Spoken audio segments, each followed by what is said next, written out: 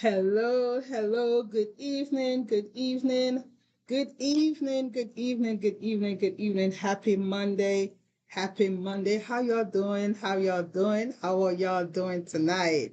It's Monday, the last week of August, and I'm excited. I don't ask me why I'm excited, but I'm just excited. It's the last full week of August, I should say, right? Because we still have next week to go. But I am just really excited tonight because it's Monday. Celebrate my husband's birthday yesterday. We celebrated our anniversary last Wednesday. So it's just been a week of good good vibes, good vibes, good vibes, right? And so we're here tonight again to come and speak to you tonight. Trust issues in relationships. I think this may be the last week, but we had so many points to cover that I think it was worth all the weeks. I don't know about y'all. What y'all say? I think it was just worth all the weeks with us covering the different topics and stuff like that. So I just think it was just really important for us to do, trust issues because a lot of persons are having issues trusting people in their marriage, trusting their spouse based off of different, life circumstances. So I'm really happy that we took the time to divulge into this topic. So I want to say happy Monday to everyone. Those of you that are driving home from work, those of you that may be already at home and you're just relaxing, taking it easy. So I'm just want to just say happy Monday again. Hello to you. All right. And so my co-host, my co-anchor evangelist Nikki, she's in the background. She has to take care of some family business, right? So this program is about family. So right. So if we need either one of us need to take care of something for the family, then you just see one of us, right? Because family first over everything, family is first. All right. So tonight again, we're talking about trust issues in relationship. So hello to everyone. Those of you on Facebook, hello. Those of you on YouTube, hello to you this evening. Happy Monday, happy Monday, happy Monday. I'm just always excited when it comes to teaching and telling people, how we can grow in our marriage and how we can be successful in our marriages. Listen, it takes a village, right? It takes a village. It takes persons with like-mindedness who wants to see their relationship work, to help build each other up. And so I'm really excited about that on this evening. All right. So we're going to continue in it, trust issues in relationships. And let's talk about it. We talked about, how do you love someone with trust issues? Just to go back over something, we're going to avoid triggering behavior. And a lot of times we may not be able to do it, but as much as we possibly can to avoid triggering behavior, practice patience and reassure your spouse that, hey, listen, I apologize. I'm sorry. And have integrity, right? Be a man and a woman of your word. Hello, everyone that's coming on just now, right? Be a person of character. Listen. Allow your character, to be being able to keep your word. That's having good character. Show that you value yourself and your partner, and most of all, show that you value relationship. Celebrate your person. Celebrate your spouse, right? I love to be celebrated. It's my birthday. Matter of fact, it doesn't even have to be my birthday for my husband to celebrate me because he knows my love language. He knows mine and I knows his. So we celebrate each other each day as we possibly can, right? Do we always do it? No, because sometimes life happens and we become busy, right? So now we want to talk about tonight, can trust ever be fully regained? And it is. It most certainly can. A lot of times you may say, you know what? I'll never. We often use I will never trust you again, or trust another man again, or trust another woman again. How many of you have said that? I know I've said it a few times, and here I am in a healthy relationship right now. Health, and we're successful so far. So far, so good for me, right? Because I had to learn to hush my mouth. I had to learn when to speak and when not to speak. I had to learn that. Not that I dumb it down or I don't have a voice. I do have a voice in my relationship. However, I learned how to use it and when to use it. And so I think I think not quite mastered it yet, but I am much better than I was back in 2008, right? I'm much better than I was back then. So, yes, you can certainly regain trust, right? However, once you trust somebody, and we had a session on Before You Say I Do about being fragile. I know once the trust is gone, you become fragile and you tend not to trust. So if when we're and we learned that, if you're fragile now, if there's a fragile part of you, then how is the intimacy? And there cannot be intimacy, true or real intimacy, if there's no trust. Mm.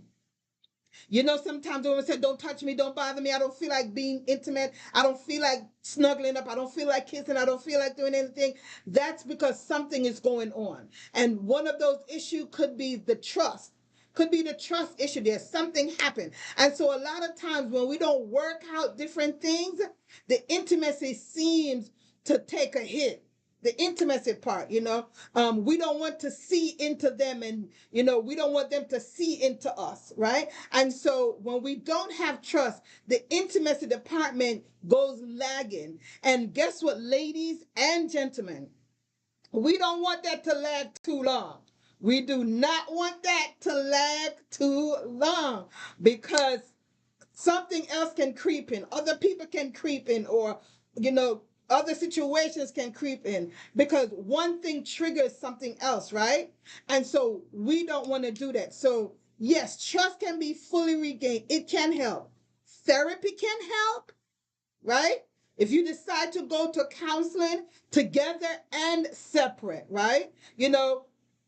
When you as a couple, because you both have to decide to go to rebuild the trust, both of you have to learn to rebuild it, right? It's going to take both parties to rebuild the trust that's broken, right? And when you decide how to rebuild trust and move forward after infidelity, after abuse, after whether it's verbal, physical, emotional, if you're going to decide to move on, then you're going to need some help with it, right? Um, Discernment, counseling, on the other hand, is best for couples who need clarity in deciding whether they want to continue to work on their relationship or end the relationship, right? And so I find that once you can talk out what happened in a neutral environment, listen, most of the times, most of the couples that I counsel, there is miscommunication. It's miscommunication. Because I know how I was. I know how I used to be. I never wanted to listen to my husband. And when I say listen to, I didn't want to hear him out. Let's use that word. Because I do listen to him. We listen to each other, right? I didn't want to hear him out. I would overtalk him. He wouldn't overtalk me, because when I'm talking, he would just be quiet. But me, once he's talking, I started talking. I started interrupting, right? I would never let him get a sentence out. I was always interrupting him, until he finally said, you know what, Marcia, then he would talk. And when he shut down, I was like, oh my God, wait a minute, what's going on? And because I did not want to be in a failed relationship, I said, you know what? I would sit down and talk to him, ask him questions. What's going on? What can I do? I want to be better. I want to be a better version of me, for me and for us, right? But I had to be a better version of me for me first, before I could be a better version of me for us. So sometimes we need to be better versions of ourselves, so that our relationship, can take a different step, or a better step, or move forward, right? Now, if we're going to forgive, then we have to make up in our mind that we're not going to rehearse the situation.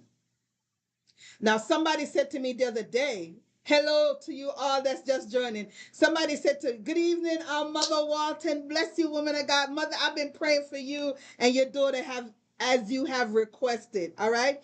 And so somebody said, well, Evangelist Marcia, How do I move on if, it was infidelity and he has a child? You have to make up in your mind. So some persons, a child is a deal breaker for them. Some persons, they say, okay, the child is innocent, didn't ask to be here, but that's a hard pill to swallow. And then you now have to decide, am I going to be okay with moving forward? And the child is there. Am I going to welcome the child in my home? Either one. What if the wife cheated and brought home a baby? Are you ready to take on that responsibility, right? And so either party, am I going to be? Are we going to be comfortable with having the child in the home? Am I going to be ready to help raise somebody else's child? Right. So we have so many decisions to make. It's not just a okay, and we're back together like nothing, like it never happened. No, we're going to have to discuss now, because now either one of our monies is going to be split to help raise a kid that we did not bargain for, that one party did not bargain for. You're welcome, Mother Walton, right? So things have to be discussed. You have to make sure that, you don't say yes and then years later you regret saying yes. Because now you're rehearsing and you're rehashing what has happened, and you're like, why did I do this? So you have to make sure, and that's why bringing in a third party as a therapist can help you settle some of the doubts that you may have, or help settle if you want to move on or not. It's not easy when infidelity interrupts a relationship, because one party may feel like, oh my God, what did I do wrong? What could I have done better? What should not I have done? Or what am I doing that they spoke up to me about it and I didn't listen? Or I didn't hear, I just did my own thing. So many things to consider. And that's why when you're bringing a neutral party, and I always suggest a counselor that you're comfortable with, right? If you're not comfortable with me, then someone that you're more comfortable with to speak on your issue as to what's going on. But trust can definitely and be fully regained, but it's going to be a process. It's going to be a process. It's going to take time, depend on the severity of what causes the mistrust, right? Also, am I fully healed from what happened in my childhood? Because remember, weeks ago we said trust issues stem from stuff that happened in our childhood, right? By childhood trauma, history of abuse or neglect, make trusting another person feel terrifying. It's terrifying. It's terrifying to trust somebody if you've been neglected, abused, rejected, right?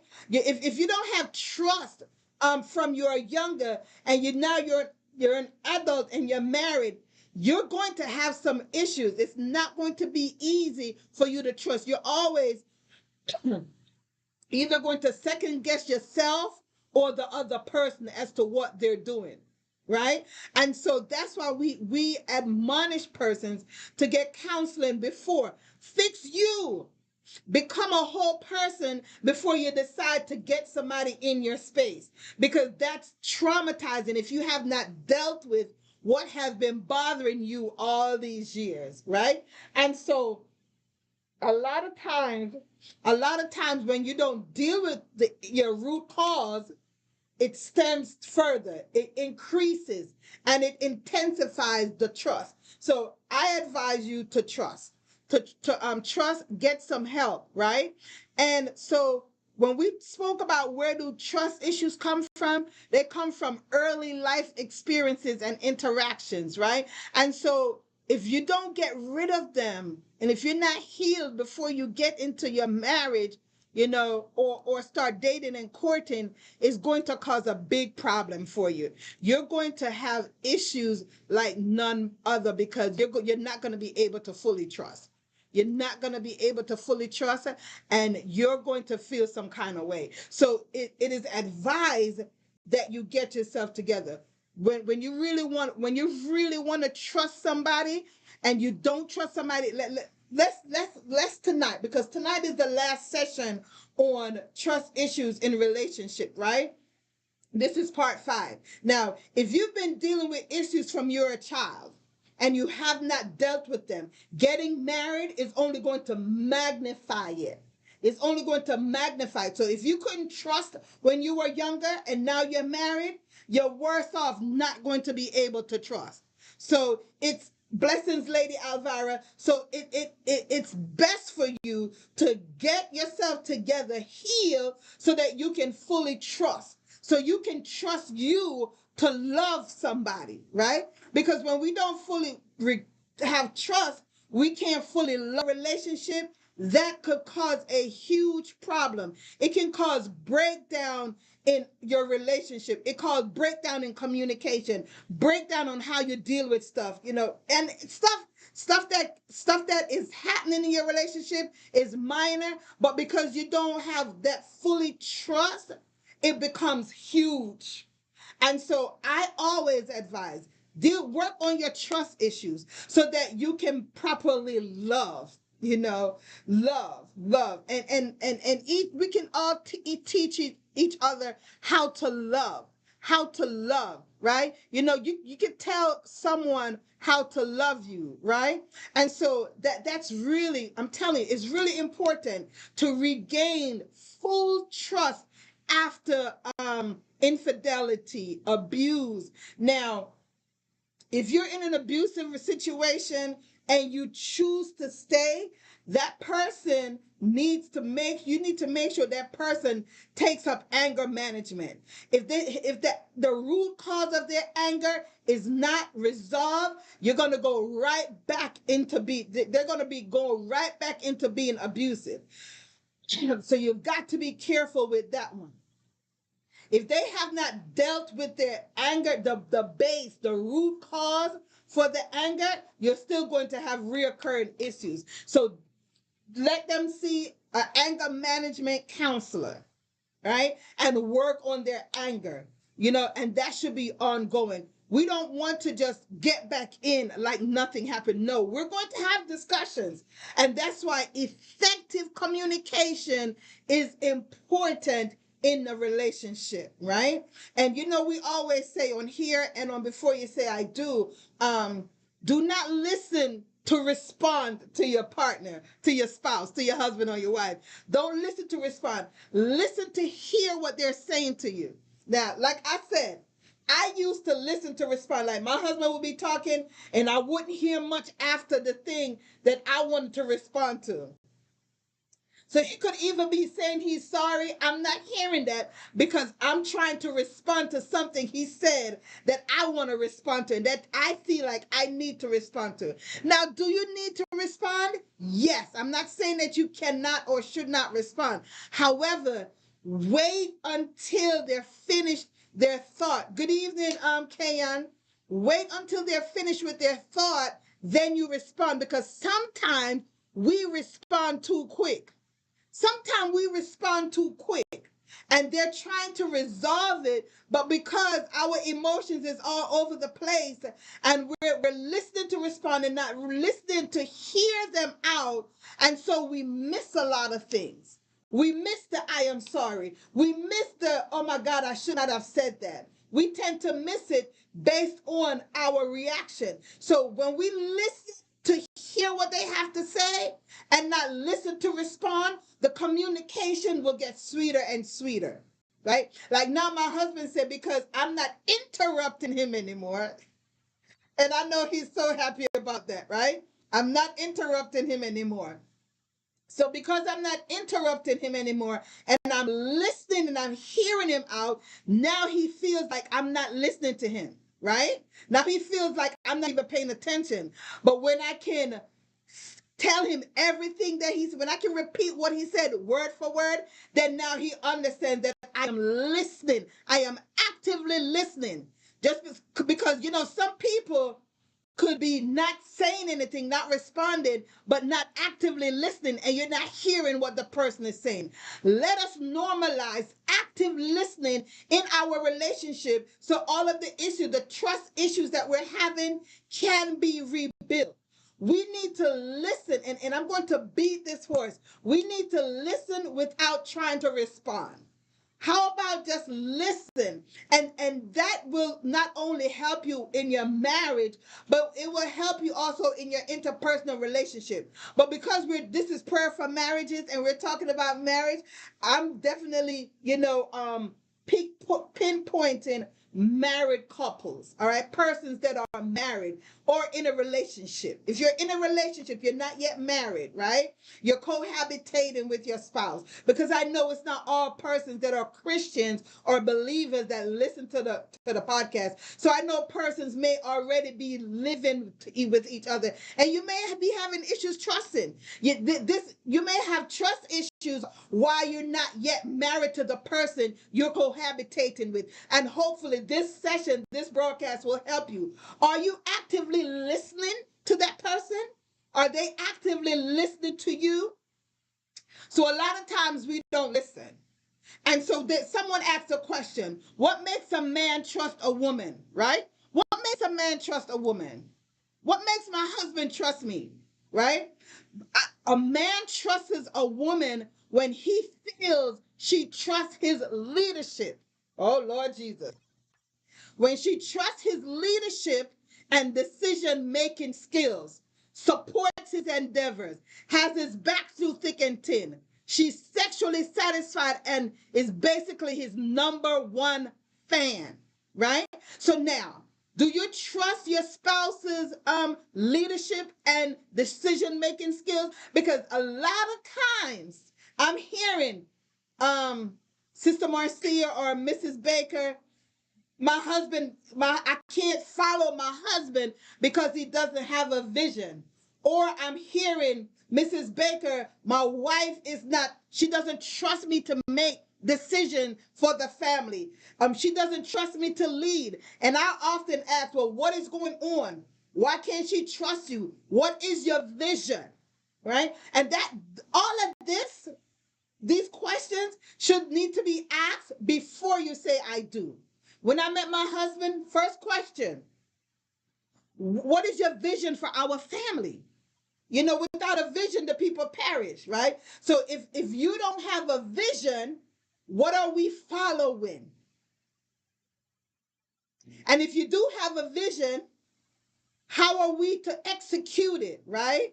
So we have to make sure that the husband, yes, marriage is built on trust, mother. So if you don't trust your husband leadership skills, you're rocky. You're rocky. You're rocky. If you don't trust, if you feel like you're the better leader than your husband, and even if you are, remember the man is the head. Listen, the man is the head. The Bible said the husband is the head of the wife. It didn't say a saved husband, a Christian husband, a Muslim husband, a Hindu, whatever religion you are. It didn't say that. It says the husband is the head of the wife.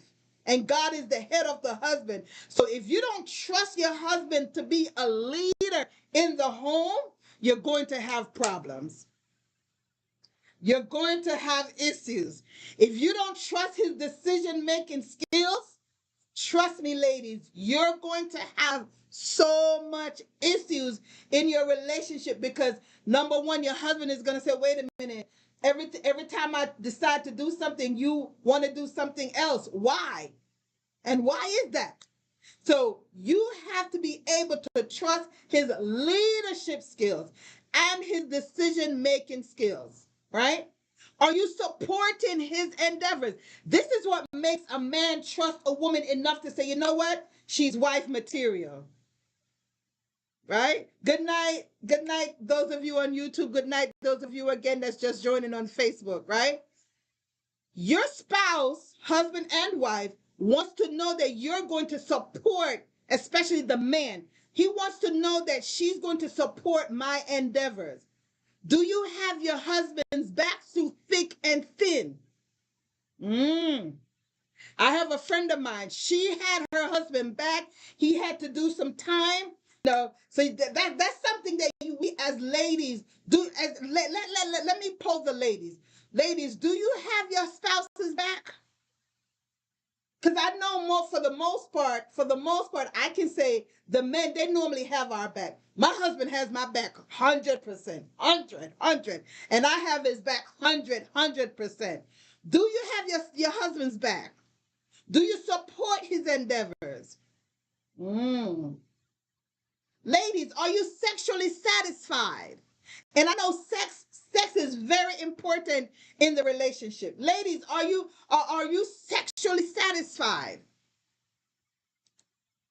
Sometimes when you're not sexually satisfied, it can cause a rift. Now, I know sex, the sex topic or the sex talk, if you're not being satisfied sexually, that's a touchy situation, and you have to handle that real sensitive, ladies. Real sensitive. You have to be as gentle as possible with your spouse, with your husband, if you're not being sexually satisfied. Right? You have to know how to ease that in there without them feeling offended or bruising their ego. And trust me, they know if they're not satisfying you. They know if they're not satisfying you. They know. They know. Because, our bodies react a certain way during intercourse, during intimate times, right? And so we have to be real gentle. I'm telling you, be real gentle with your husband. And if that is a part of your issue, right? Are you his number one fan? Right? Now, fidelity plays a role in building trust, right?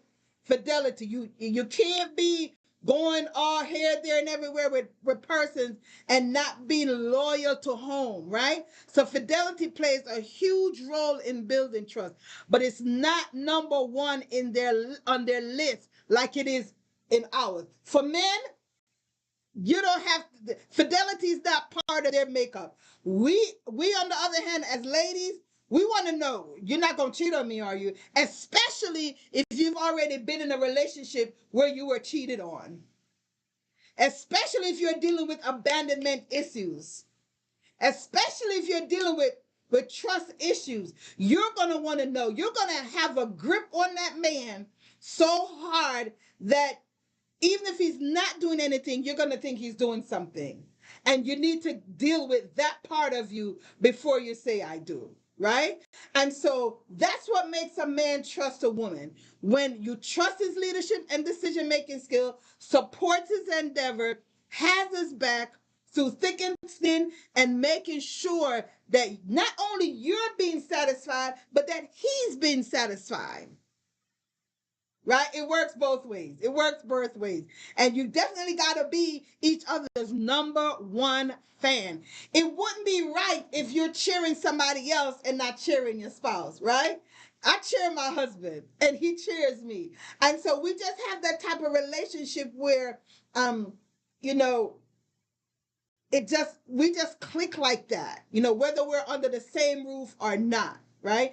And so I like the way my husband checks me. He keeps me in check. I tell y'all, I'm a piece of work, right? I'm telling y'all, I'm a piece of work. He put me in check, and we put each other in check, right? If he's doing something that I don't like, I don't let it fester. I don't let it brew. We need to discuss this, bro man from the fifth floor. We need to have a discussion, right? And so I like how Mother Walton say, marriage is built on trust, right? Blessings, Pastor Delora, right? We have to make sure that if your spouse said, babe, I've got this brilliant business idea. Let's work on the plan. Work on the plan together. Work on it together. What's wrong with working on the plan together? Because guess what? When your husband wins, you both win. When he loses, you both lose. It's not just him and you. Remember, you're one. So trust his business ideas. If he have an idea, support him. Have his back. Stay up with him to work the plan till he get it. One of my Facebook friends, I love it. You know, she supports her husband 100, Lady Sharita and her husband Anthony. She pushes him and he pushes her. They have each other's back. I know so many couples, so many of my friends that I'm associated with, they have each other's back, and that's what matters the most. As long as my husband has my back, it doesn't matter what anybody else want to say about anything. When we were starting, when I was pushed and propelled by the Lord to start this ministry along with Lady Renee Johnson and Lady Renee Thomas James, my husband, I went to my husband, he's like, babe, do it. You got it. I'm supporting you 100%. I'm with you. I didn't know he nor I didn't know it was going to entail so much, but he has my back. And so I'm really, really grateful tonight for the support of my husband. I'm telling you, having your spouse support, it means so much. So ladies, let's normalize having and supporting our spouse and having their back and being their biggest cheerleader. When I'm preaching, he's saying the amens, and vice versa. When I'm preaching, he's saying the amens. Whatever we're doing in ministry, we're supporting each other 100%. Trust and believe me, it makes everything so much easier when you have the support of your spouse. Maybe your spouse is not yet saved and he supports you behind the scenes. That is awesome. I have a girlfriend, you know, good friend of mine, Evangelist Holder. Her husband supports her 100%. Tell her, mommy, babe, you can do it. You're preach to me first. I said, girl, you better preach to him first. When you get a word from the Lord, preach to him. And that's how it works. That's how you know your spouse supports you, when they're telling you, babe, yes, you were good up there. You're good. You're going to be great.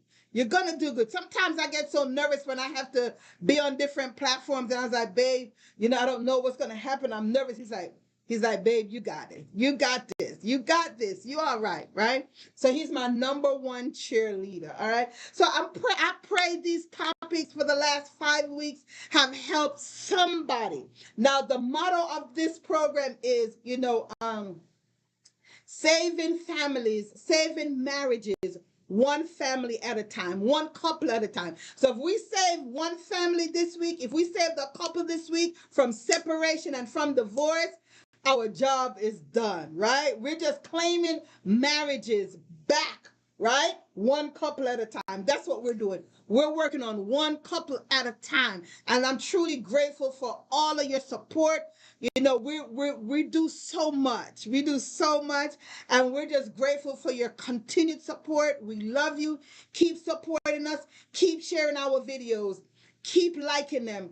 Keep hashtagging prayer for marriage. And before you say I do, so you know, so the algorithms can keep going and Facebook won't cut us off and not send persons notification when we come on. All right. So listen, I love you all. Listen, next week we're gonna come back with a new topic. Evangelist Nikki and myself. Listen, keep us in your prayers that the Lord will just continue to download stuff in our spirit to come and share with you. And so for the last 5 weeks, we've been talking about trust issues in relationship. So if you've missed any of them, go back and rewatch them. Listen, hey, those of you that are on YouTube, if they've not yet subscribed, hit that subscribe button, then hit the notification button so you can know when we go live, and like and share, all right?